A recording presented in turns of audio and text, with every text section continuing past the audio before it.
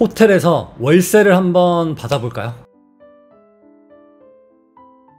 어떤 영상 댓글에 수지구청하고 철산에 제 동상을 세워야 된다는 댓글을 보면서 웃었는데, 저도 압구정하고 반포 추천할 줄 압니다. 몰라서 안 하는 게 아니에요. 제가 고속터미널 살고 있어서 반포에 대해 더 잘 알아요. 반포 추천하면 거기 너무 비싸잖아요. 그러면 잠실주공 5단지는 어때요? 거기도 너무 비싸잖아요. 과천, 목동, 마포, 옥수 추천하면 거기 최근에 너무 많이 올랐잖아요. 그러면 강동이나 동작 쪽은 어때요? 거기 요즘 호가 진짜 비싸요. 네, 그렇기 때문에 상급지는 너무 많이 올랐는데 그에 비해 입주가 많거나 어떤 이유로 아직 안 오른 곳들, 그런 곳들 위주로 말씀드리는 겁니다. 솔직히 이 고가주택 중에도 가성비가 있어요. 이 반포 내에서도 가성비가 존재합니다. 근데 그게 시작 금액이 다 40억에서 50억이에요. 그러면 좀 접근이 어렵죠. 그러면 그 수요가 너무 적겠죠. 네, 지난 영상에서도 위례 지역이 가성비로 보인다라고 했는데 송이구 위례 매수했다고 알고 있어요 라는 댓글이 달렸더라고요. 네, 저는 괜찮은데 다른 분들이 오해하실까봐, 저는 서초구 1주택자고요 더 이상 주택을 추가 매수할 계획이 없습니다. 뭔가 하나를 더 산다면 그건 땅이나 건물이 되겠습니다. 다주택자가 아니라는 점 알려드리고요. 본론으로 들어가서 투자금 1억,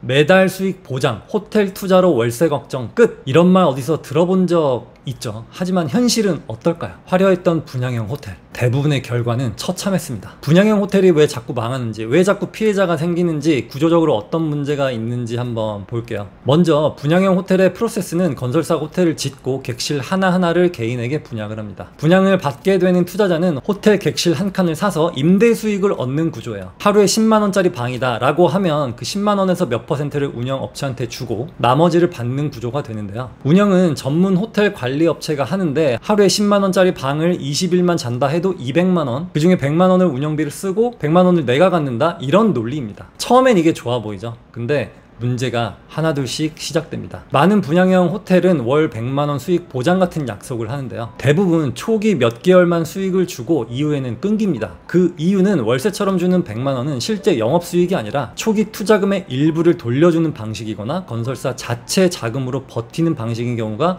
대부분이에요. 결국 운영 수익이 나지 않으면 수익 보장은 지속되지 않고 투자자들은 돈을 돌려받을 방법이 없습니다. 분양 당시에는 연수익률 7%, 10%, 15% 보장, 이런 말도 많지만 막상 계약서를 자세히 보면 운영 성과에 따라 달라질 수 있음, 이런 문구가 있어요. 결국 호텔 운영이 잘 안 되면 수익은 제로에 가까워집니다. 심지어 관리비, 광고비, 청소비 명목으로 마이너스 수익이 나기도 해요. 내가 투자를 했는데 오히려 내가 매달 관리비를 내고 있다는 투자자들 실제로 많습니다. 그렇다면 왜 운영 수익이 안 날까요? 첫 번째는 입지가 생각보다 좋지 않아요. 분양 사무실에 있는 모형이나 종이에 프린트되어 있는 지도를 보면은 바닷가에 바로 딱 붙어 있는 것처럼 보이는데, 실제로는 바닷가와는 거리가 좀 있고 교통이 불편하고 관광객 접근성이 부족한 곳에 지어진 호텔들이 많거든요. 그리고 두 번째는 경쟁 과잉 때문이에요. 비슷한 시기에 비슷한 호텔이 우후죽순 들어서다 보니 공급이 수요를 초과하게 됩니다. 세 번째는 호텔 운영사의 비전문성 때문인데요. 정식 호텔 체인도 아니고 경험이 없는 운영사가 운영을 맡다 보니 객실 점유율이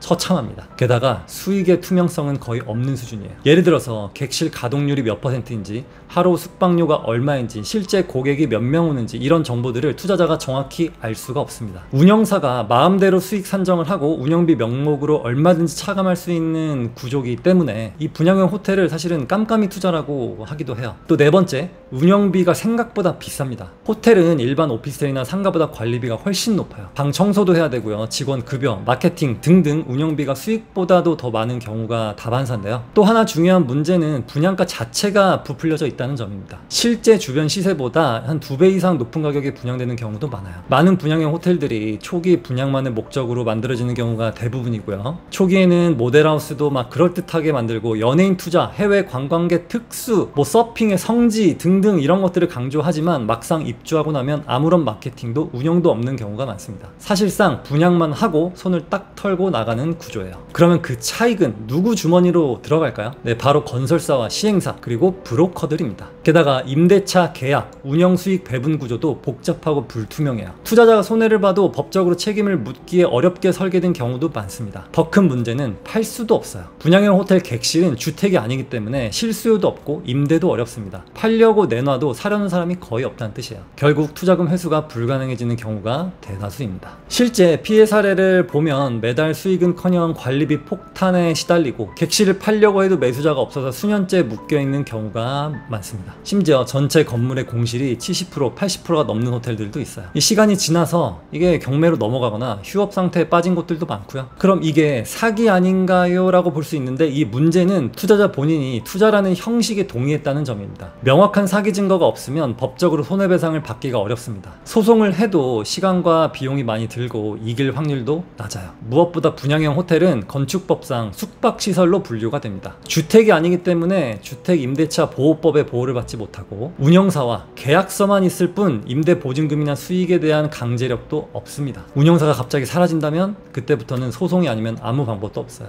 분양형 호텔은 겉으로는 매력적이지만 실제로는 구조적으로 투자자를 수익이 아니라 손해 쪽으로 몰아가는 그런 시스템입니다. 수익 보장은 허상이고요. 분양가는 부풀려져 있고 운영은 제대로 안 되고 오히려 내가 관리비를 내야 되고 또 팔리지도 않습니다. 이건 사실상 호텔이라는 이름을 쓴 부동산 사기에 가깝습니다. 지금 혹시 여러분들 주변에서 누군가 호텔 투자 제안을 받고 계신가요? 그러면 제발 말리세요. 상가든 호텔이든 수익 보장이라는 말을 들리면 일단 의심부터 해봐야 됩니다. 돈을 지키는 가장 좋은 방법은 제대로 알고 투자하는 것. 우리 스스로가 잘 판단해야 하겠습니다. 잘할 수 있죠? 부동산 공부를 할 때는 나의 돈 많은 고정치과 김 부장의 이야기를 읽어보시면 도움이 되겠습니다.